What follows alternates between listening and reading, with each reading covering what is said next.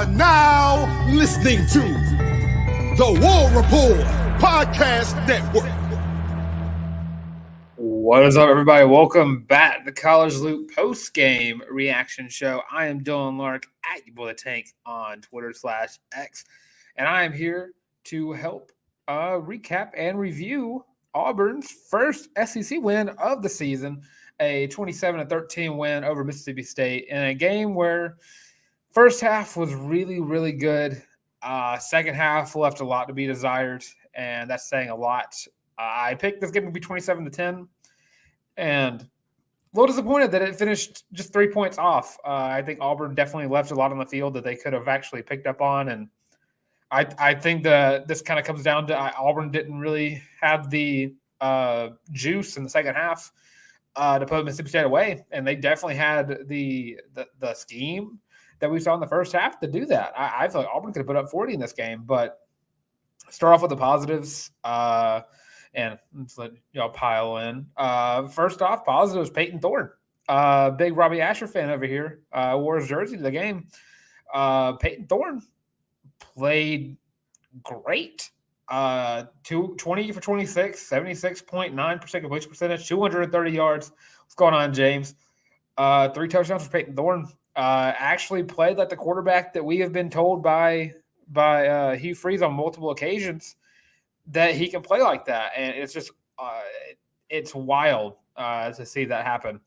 And just overall, I think it was the first half again was just such a great offensive showcase, and that's what it should be. But the second half, it was mind-blowing. And P-Pass, I completely agree. You could have put up 50. And I see that as well. I'm trying to remember. Did Auburn by chance did Auburn finally win a position battle for once this year? Because I think it's still like one game, and it was against Georgia, where Auburn had the highest TOP. And give me 1 second. I'm used to having other. Auburn did not. Auburn lost time possession battle yet again. But yeah, Mississippi State did have the ball. I think there was one possession Auburn had in the third quarter, which overall kind of affected how the game played out. I think Auburn definitely, if they had I think the play calling in even when Auburn got the ball back in the third and the fourth quarter, it seemed like Auburn and Hugh Freeze kind of got complacent with having that lead.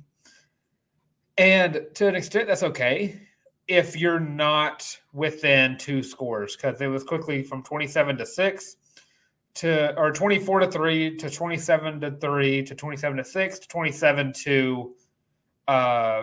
27-13, and then they were driving, and Auburn made 2 great drives. And let's go to James.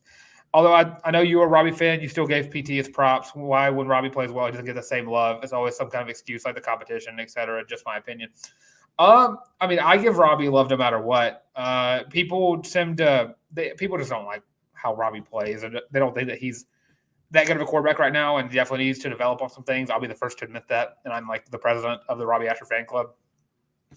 But it seemed like the Robbie package for this game wasn't really like all that well thought out. He had like 3 plays. I think he actually had like two snaps that he got to keep the ball on. And it was the same play. I think it was 1 to the left, 1 to the right. And that was about it. And again, if you're going to play Robbie, add the fact that he can make some plays with his arm as well. But I kind of like the fact that Hugh Freeze finally found a quarterback and stuck with him in a game. And again, Robbie Asher fan over here, I'm A-okay with the fact that Payton Thorne came out and looked like a very good quarterback. And I didn't think I was going to ever say that this year outside of that Stanford game. And the question of the week is, can we expect him to stay consistent throughout the remainder of this season? Because I think up next is Vanderbilt, if I remember that correctly.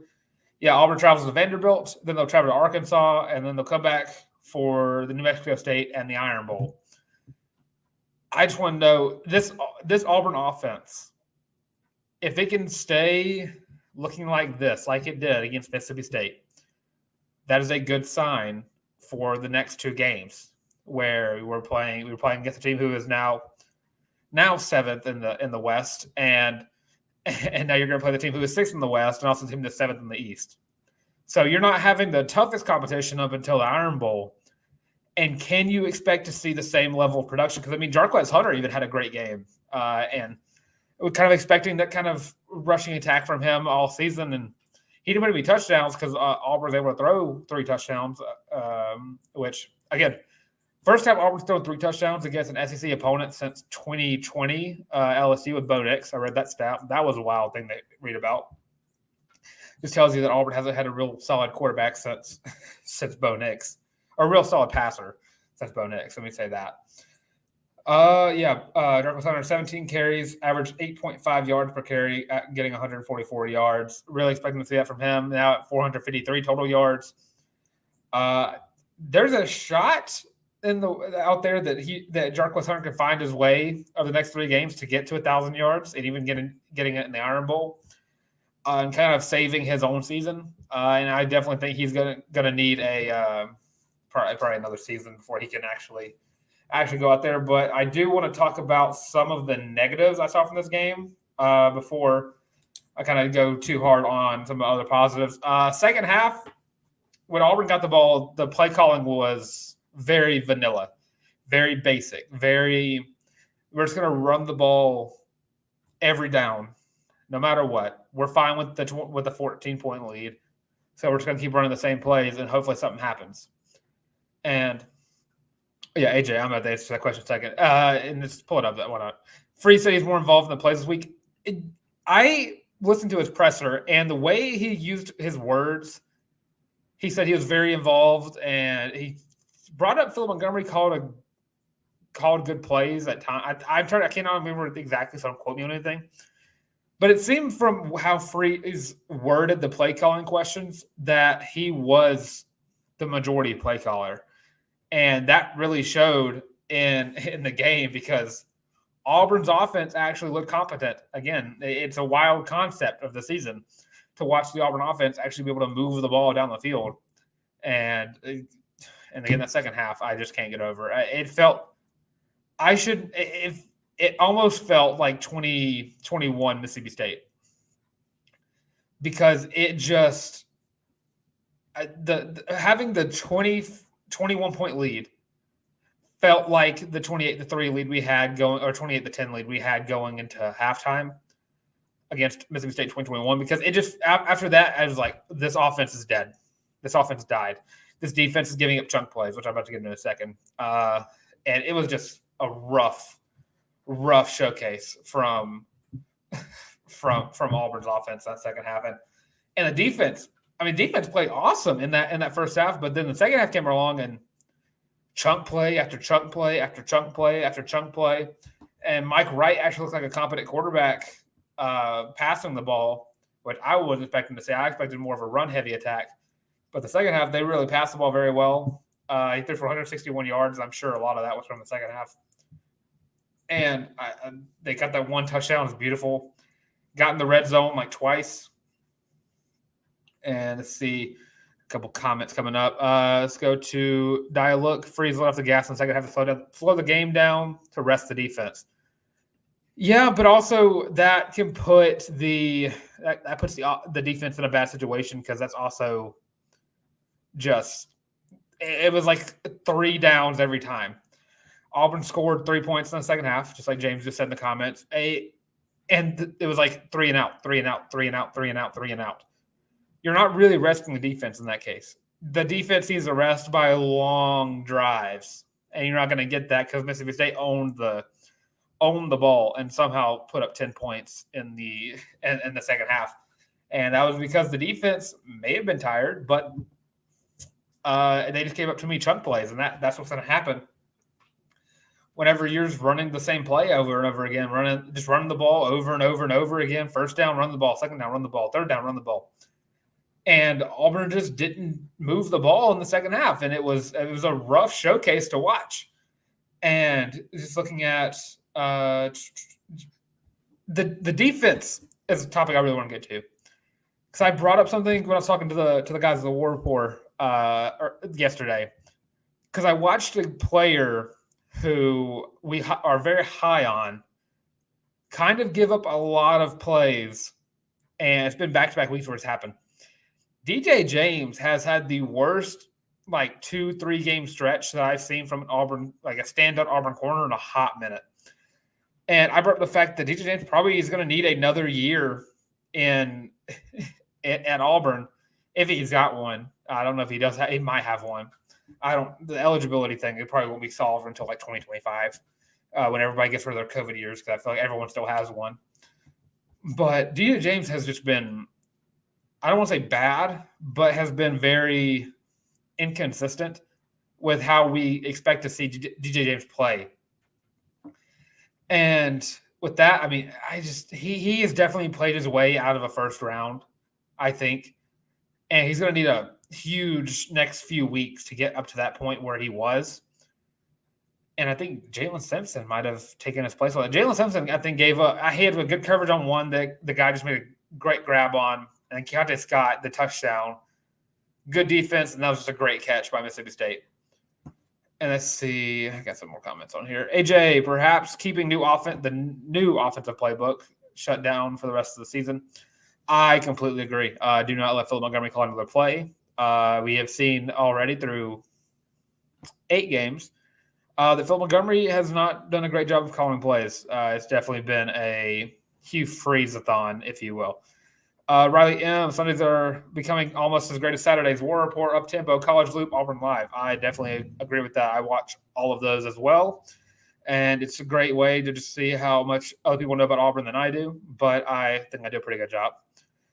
Teresa, hey, UTSA won as well, showing some love to the San Antonio Roadrunners. They should have put Robbie in the second half when things weren't getting going to see if it sparked something. Well, my thing with that, I appreciate the fact that they stuck with the quarterback. That was the good thing about this game, is it let Payton Thorne run the offense the entire game. Which, I mean, I even said when I think it was 2 games ago, I said the Auburn player need to step up the most was Robbie Ashford.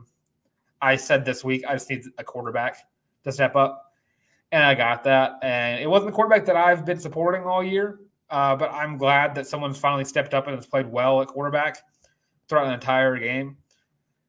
But I don't know. I don't think that Robbie would have really helped. They would have kept running the ball anyways. And it seemed the plays they were calling with Robbie were the same plays, and it wouldn't really have done anything different just because it's just the same design quarterback runs. That's all they really put Robbie in for anyways. Got P-Pass saying, whatever happened to that freshman safety Smith, third stringer with potential. Smith? Who? I need a first name. Because I know Terrence Sylvester Smith, I believe. Sylvester. He played. I don't think he played a lot. He definitely came in whenever Simp and Zion. Yeah, there we go. Sylvester Smith. Yeah. I think he didn't play bad. I didn't hear his name get called. I don't think he even registered a tackle. And I can definitely just look through that right now as I'm going up and down. He didn't even register a tackle. Yeah, I'm not upset about him. If a DB doesn't get his name called, that's a good thing. I'm gonna just say it like that. Definitely gonna be a guy we're gonna see later on in his career. But he looks good whenever he has been making plays. I just don't think they threw the ball around where he was every when he got on. P-Pass, when your offense has the ball moving forward, your defense is resting. You can't call a full game to protect your defense. Hopefully that is done. Yeah, I think over the next couple games, and again, with Vanderbilt coming up, they don't have a great defense. So hopefully, they don't have any and Vanderbilt also a very scrappy team. So I don't want to say I'm scared of Vanderbilt, but I definitely think we could lose to Vanderbilt if we don't play like we did against Mississippi State. And, I mean, if we can just move the ball, keep the ball moving, which we weren't able to do in the second half, just because I don't know if it's play calling or the fact that was the scheme they had. If they had a lead in the second half. And I know he said, I'm trying to remember if he said exactly in the press conference. He said, when you get back, he was like, I think a lot of the drives are backed up to the 4 or 5 and inside the 10 on the outside of the field. And he's like, you can't really be aggressive there. And I think you had every opportunity to be aggressive. I mean, Auburn was able to use the intermediate passing game for the first time in forever, it feels like. And Auburn finally broke a 4-game losing streak. And AJ, just answer your question. Okay, Auburn is they are 13-point favorites over Vanderbilt, which they should be. Auburn definitely has the talent to where they should be beating teams like they do, but depth and everything. But again, the Vanderbilt game should be a win. I hope. I just hope. Back to AJ, sticking with one quarterback allowed us to run a true tempo offense, and it was super successful. Got to stick with your guy from a confidence standpoint. And I think you did that. I think we saw a more confident and a what's the word I'm looking for here? A guy who looked like he earned that C on his chest. And so I thought for the longest time it was going to be hard to bench Payton Thorne because of the fact that he had that captain logo on his shoulder pads. But he finally came out and he looked like a competent quarterback. He had the entire game. But that second half, again, that's like the worst part about this game that I just can't not think about is the fact that if the game ended after the first half, I'd been like, wow, we look so much improved. We look way better than we did. The second half, it was just so slow, and Mississippi State just held the ball. Defense wasn't getting stops, and I don't know. This game shouldn't have been a 14-point win. It should have been like 30 or 40. Let's see. James, we have a complete game moving forward. We can't coast our way through these games. What do you guys think? I completely agree. Vanderbilt definitely not a team to sleep on. We're favored by 13. I don't know why. Vanderbilt has been a team in the past since what's his name got there? Clark Lee. Since Clark Lee got there, he's definitely been a guy who has built Vanderbilt to be this. We're not better than you, but we're going to compete with you mentality. He did it with Georgia a couple weeks ago when they lost I think by 20, which is a huge loss to most teams. But 17, so 17-point loss. A 17-point loss is bad to most teams, but for Vanderbilt, that's not bad, especially whenever you're playing a team like Georgia where you're favored by 40 or favored to lose by 40. And you held them, and now Georgia looks great. So that sucks. But with Vanderbilt coming up, it's a great test for Payton Thorne to get comfortable. And I'm going to put quotes around this, away environment before, of course, the Arkansas game, which recency bias, Auburn has a tough time sometimes when Auburn's not a great team, they struggle in Arkansas when they're playing against the Razorbacks. I'm a little lenient to say that Auburn should win out over these next 3 games. I want to say that, but I also know this team very well, and I know it's very likely that this could be just a huge letdown spot for Auburn, especially in Vanderbilt. And it's going to be it's a game that I'm going to be very eager to hear what Hugh Freeze has to say about traveling to Vanderbilt. Yeah, and the Iron Bowl. I don't even want to think about the Iron Bowl right now. I want to get through Vanderbilt. The next week I want to get through Arkansas. The next week I want to get to Mexico State, and then I'll start worrying about the Iron Bowl. And if Auburn looks good, I mean, I can feel a little bit more confident about the Iron Bowl. At least the fact that it can be competitive. I'm not going to say Auburn's going to win the Iron Bowl unless they give me some kind of – granted, if you ask me at 2:29 who's going to win the Iron Bowl, I'm going to say Auburn. So that's why we recorded ahead of time. Because if you ask me on the day of the game, Auburn's winning no matter what. But yeah, and another thing I want to talk about for this game is the fact that the wide receivers actually played very balanced. I mean, you didn't get a guy who got over 100 yards receiving – but you got 59 yards out of Javarius Johnson. You got 31. You got 4 catches for 31 out of Rivaldo Fairweather.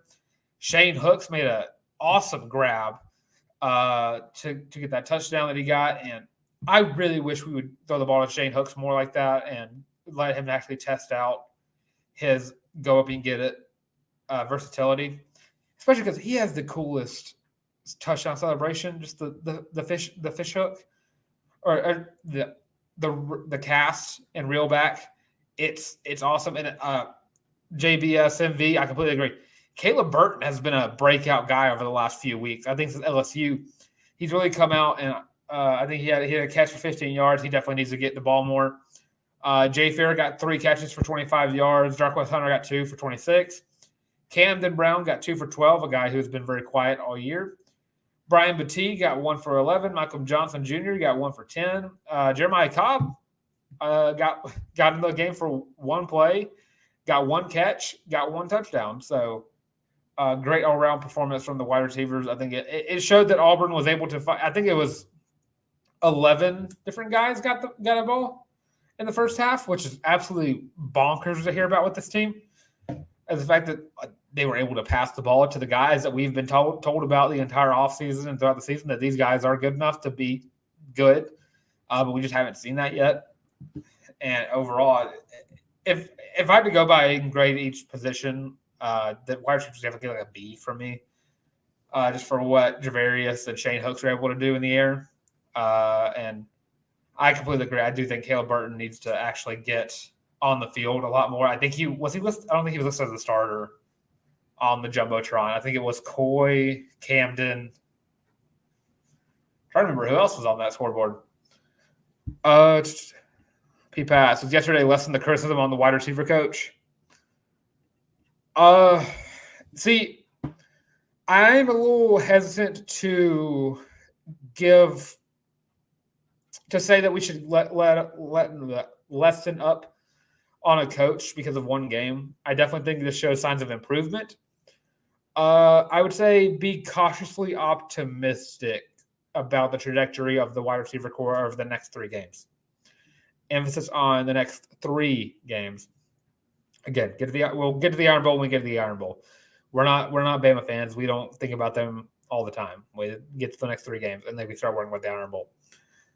And then I'm trying to remember all the notes I had for this game. Alex McPherson also having another great game for him. I think he went 2 for 2 on field goals, or 3 for 3 on extra points. He has yet to have missed a field goal in his Auburn career, and he is now, I believe, 8-8 on the year, 100% overall. And I think that's a question I asked Tarr on one of the last episodes came up. But I do think that we've been kicking the ball a lot less. That could be the fact that the offense is just not moving the ball as well as when we had like Daniel and early on when we had Anders. But it just seems like Auburn has not been kicking the ball a lot. Look, I think Fairweather was 4 for 4 on catches. I believe he was. Dorvado had a great game being the safety blanket and, of course, on the PA rollouts, they called for him as well. And he's just a dog when it comes to breaking tackles and getting out of tough situations like he does.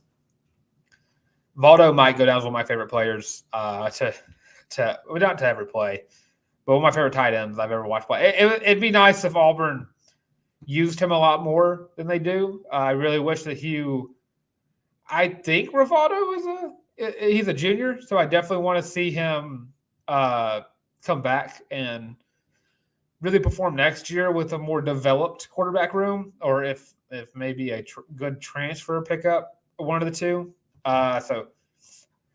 AJ, Freeze doesn't seem to like the long field goal chance. He talked about in the press conference that he does typically look at the field whenever he's on the other side of the 50. He's like, all right, where do we feel confident Alex at? And I don't know why he's so hesitant to just let him kick the ball wherever. I mean, he practices at like 60 yards. So why not? I know it's the thing of what do you have to lose? Well, good field position for the other team, but I mean, if you're up by 14, just try it. Why not?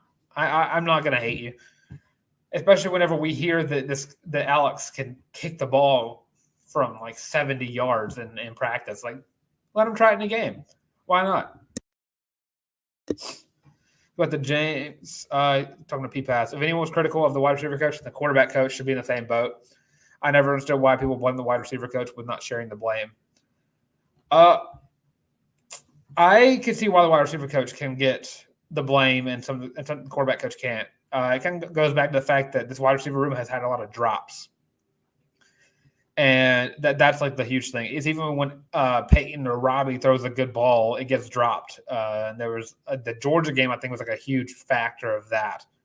I think there was like 6 incompletions that could have been gone for first downs that were just dropped by the wide receivers. And one of them was really bad. I think it was the Malcolm Johnson drop. And that was just overall just bad. But yeah, I think you can put some of the blame on the wide receiver coach. I keep saying Marcus Davis. I'm going to say his name rather than just. Sometimes position coach can be blamed. I think it'd be. I think the running back coach cannot. That's going to be Cadillac, and I don't want to sound like I'm just a Cadillac lover, but I think the most of the fan base is. But I think the running backs coach is probably one of those coaches you can't really blame unless like running backs are fumbling the ball a lot, especially if they can't get yards. That's not going to be on them. That's going to be on the O-line. But if the running backs are like fumbling the ball, that's also like you got to kind of blame the running back coach. But that's not happening. I think the only coach I can really see sharing the blame with other coaches. But if wide receivers are dropping the ball like Auburn has, I mean, that's going to happen. All right, let's see. I also got. Yeah, more about the defense playing great. Eugene Asante also looking awesome as always. I'm trying to remember Marcus Harris. Auburn got no sacks this game, which I thought was weird. Auburn got absolutely no pressure, especially in the second half, and just absolutely no pressure all around from this defensive line. Marcus Harris had a pretty quiet game, I believe. He also went out later on. He had two tackles, and then McLeod got 2 TFLs on running backs. Cam Riley had a lot of missed tackles, but he had pass deflection. Larry Nixon had a pretty good, decent game. But the defensive line, I just have been so unimpressed with the defensive line this year. Almost had a few sacks, but almost having is not the same as having a few sacks. And whenever you're playing a team that's worse than you, especially when you have guys like Marcus Harris, Jalen McLeod, Keldrick Falk, and Jason Jones in your defensive line. I don't think Mississippi State has the greatest offensive line in the world, but I definitely expect to see Auburn get some better pressure than they did. There was definitely a lot of times where I was like, okay, Mike Wright's in the pocket too long. Where's our defensive line? And that was a lot of times where I just never saw any pressure get made. And I think a lot of the times it was having Jalen McLeod kind of be a QB spy, just kind of watching the run. But most of the time, it was just the defensive line just never got pressure. But on the positive side of that, Auburn didn't give up a single sack. And that might be the first time all year Auburn's not giving up a single sack, which kind of goes to the fact that this Mississippi State team is not good whatsoever. So kind of a positive and a negative from both lines. But over the next couple of games, I need to see the defensive line take a step up. If you want to, and this is going to be a little – man, we got Georgia fans in here. Okay, cool. So if you want to compete with that team on the other side of the state in 3 weeks, you're going to need this defensive line to step up over the next 3 games. You're going to need Marcus Harris to be doing what he's doing. You're going to need Jason Jones to be stepping up a little bit more in the passing game. You're going to need Jalen McLeod, Elijah McAllister to be stepping up whenever they get in. Keldrick Fox have to keep playing well and play better than he did yesterday. Let's see. How do I think Connor Liu played? Connor played amazing. He's been another bright spot on this bright freshman on this team to kind of coexist with Kayan Lee and Keldrick Falk, and it's just 3 guys that we were all expecting to be very good as soon as they stepped on the field. I think he had 1 bad snap. I think that was about it. The ball that just hit off of Thorne's leg, and I think Hugh Freeze said it just bounced off of his butt. Which is how I think that went. But Connor Liu, he might be a O-lineman that gets to leave a little early, is what I think. Connor Liu is a dog. I'm surprised he actually wasn't named starter. I think he would have been the starter if Avery Jones didn't transfer, just because how good he is. And with the Avery Jones being injured, I think Connor Liu's getting the appropriate amount of snaps that he needs to, and I think he's been playing awesome in the time that he's been there. And the fact that he's only had 1 bad snap as a freshman who just got his first career start, that's a good sign. Because usually whenever you have an O-line, like you have a center and a quarterback that have like a whole bit of a chemistry, switching from the starter to the second string, you're kind of like hurts that at times. But yeah, trying to remember all the other stuff that I covered. It's kind of hard to catch. I was kind of at a weird angle in the stadium, so it's kind of hard to get all of the thoughts I need on it. I'm trying to. The Vanderbilt game is something that I am a little. I'm a little worried about the Vanderbilt game. If I had to give confidence level, it'd be like. I'm trying to think. Putting it in like 24/7 terms, I'd be 8 to 9, with that 2 to 1% like being very strong. Let's see. You got Georgia fans talking about beating Missouri. Go Tigers of Columbia, Missouri. I don't think you can say that Georgia's going to beat the brakes off of Missouri. Missouri's a lot better than Florida, and Missouri. And the game is in Athens, so that is in your favor. But I would never say that y'all are going to beat the brakes off of Missouri this year. Missouri's played very, very well. Definitely be rooting for Missouri next week. But you can't just say they're going to beat the brakes off of them. Georgia's had I think 2 out of their 8 games where they've actually beaten the brakes off of someone. So I don't want to give them that much credit for who they can and can't beat. I think it was Kentucky and Florida are the only real SEC games I could say Georgia beat the brakes off someone. But 17-point win over Vanderbilt, 7-point win over Auburn, and then a 10-point win over South Carolina.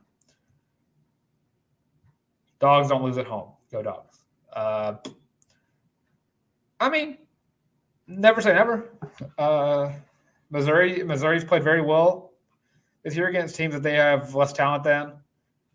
Yeah, AJ, I think they've only covered once. I think it was they might have covered twice. I think the Kentucky game is one of them, and then they covered against Florida, I believe. But that's about all of my thoughts on the game. It's kind of hard to list all my thoughts out whenever it's just me on here, so I'll kind of just let y'all ask me if you want any questions answered about what I think about the game from yesterday, or just going in the next week, a confidence level, anything like that. Y'all can ask away. I'll just try to ramble on as much as I possibly can. Just kind of let y'all ask any questions you could possibly think about, because I am down to answer any questions y'all got. And Georgia's currently a 16-point favorite over Missouri. So, again, go Tigers. Have they announced who's going to be game day next week? Is it going to be Georgia, South Carolina, or Georgia, Missouri? Because I don't think they've actually put that up there yet. Let's see. Sorry, it's going to be really bad for the LSU band. Yeah, okay, that one makes sense. That one makes a lot of sense. So 3 Tigers are going to be my favorite teams next week. Auburn, Missouri, and LSU. But yeah, got no questions coming up, so I'll go ahead and shout out the fact that we got a shirt. If you've not already gotten your Feeling Loopy shirt, I know that James Barnett has gotten his, so we're still waiting to see whenever he takes a picture of him in that beautiful shirt, and so we can throw it up and give him a nice little shout out on the show. But if you've not seen it, here it is, the Feeling Loopy t-shirt on the warport.com. Go to their shop, and you can get your own Feeling Loopy shirt, only $25, most comfortable shirt you'll ever own. Comes in 5 colorways, and it is just a treat to wear. I wore it yesterday under my jersey, and it was the best I've ever felt watching a game. I wear it every Saturday. It's awesome. I love it. Go get it. I cannot recommend a shirt anymore to you, even if it's got my logo on it. So, go buy your shirt. And with that, I'm just going to say go follow me on Twitter at YaboyTheTank, at YABOY Also, come to Instagram at Dylan Larck, at DYLARCK. And, of course, you have us right on the College Loop, where you should like, comment, and subscribe. Leave your thoughts on the game in the comment section below, and we'll be back on Monday. So you can go follow us on Twitter at the College Loop, Facebook, TikTok, Instagram. There's one other one in there, but I cannot quite remember off the top of my head. And, of course, with all of that being said, get the shirt, like, comment, subscribe. And Tuesday, we're going to be picking our winner for who had the closest prediction against this game. But again, with all that being said, this has been the College Loop post-game reaction show.